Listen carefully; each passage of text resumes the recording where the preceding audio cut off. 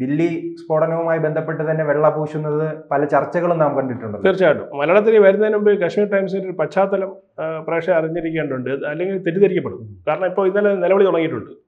രാജ്ദീപ് സർദേശായും ടീമും ഒക്കെ നിലവിളി തുടങ്ങിയിട്ടുണ്ട്. കാരണം മാധ്യമ സ്വാതന്ത്ര്യത്തിനുള്ള കടന്നു കയറ്റമാണ് ഇത്. എന്താണ് പ്രസ് ഫ്രീഡത്തിനെ ചോദ്യം ചെയ്യണമെന്ന് പറഞ്ഞിട്ട് ചില വർത്തമാനം വന്നിട്ടുണ്ട്. അപ്പോൾ ആ വർത്തമാനം ശരിയാണോ തെറ്റാണോ നമ്മൾ ബോധ്യപ്പെടുത്തിയിട്ടുണ്ടല്ലോ.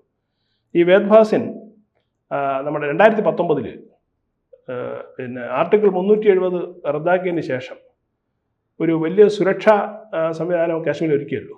വലിയ സെക്യൂരിറ്റി അവിടെ അറേഞ്ച്മെൻറ്റ് നടത്തി. അതിനെതിരെ അദ്ദേഹം സുപ്രീം കോടതിയിൽ കേസ് ഫയൽ ചെയ്തു. നോക്കിയാണ്, ഒരു പത്രത്തിൻ്റെ സ്ഥാപനമാണ്. അപ്പോൾ ഒരു നിയമം നടപ്പിലാക്കിയ ആ നിയമത്തിൻ്റെ ഭാഗമായിട്ട് പ്രശ്നങ്ങൾ ഉണ്ടാകാതിരിക്കാൻ വേണ്ടി അവിടെ സുരക്ഷാ ചുമതല വർദ്ധിച്ചപ്പോൾ അതിനെതിരെ കോടതി പോയ വ്യക്തിയാണ് അദ്ദേഹം. എന്നിട്ട് ഈ വാർത്ത ഫാസിസ്റ്റ് സർക്കാരാണ് പിന്നെ ഇന്ത്യ ഭരിക്കുന്നതെന്നുള്ള ഈ വാർത്ത കാശ്മീർ ടൈംസിൽ വരികയും അത് ന്യൂയോർക്ക് ടൈംസ് എന്ത് ചെയ്തു, റീപബ്ലിഷ് ചെയ്യും. എന്നിട്ട് വിദേശ രാജ്യങ്ങളിൽ അവരെന്ത് ചെയ്തു, ഇവർക്കെതിരായിട്ടൊരു സംഭവം ഉണ്ടാക്കുകയും ചെയ്തു. ഈ അടുത്താണ് വേദ്ഭാസിൻ മരിക്കുന്നത്.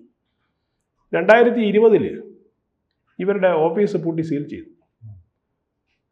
അത് പക്ഷേ ഇവർ പുറത്ത് പറഞ്ഞത് ഞങ്ങൾ പ്രിൻ്റ് നിർത്തലാക്കുന്നു, ഓൺലൈനിലേ ഉള്ളൂ എന്നാണ്. പക്ഷേ അതല്ല വാസ്തവം. സർക്കാർ കെട്ടിടത്തിലാണ് കാശ്മീർ ടൈംസ് പ്രവർത്തിച്ചുകൊണ്ടിരുന്നത്. ആ സർക്കാർ കെട്ടിടത്തിൽ പ്രവർത്തിക്കുകയും നിയമവിരുദ്ധമായ പ്രവർത്തനം ചെയ്തതിനാണ് 2020 ഈ കെട്ടിടം സീൽ ചെയ്തത്, അവർക്ക് ഉപയോഗിക്കാൻ പറ്റാതാക്കിയത്. അതിനുശേഷം ഈ വേദ്ഭാസിൻ വെച്ചതിന് ശേഷം മകൾ അനുരാധ ഭാസിനാണ് എൻ്റെ ചുമതലക്കാരി.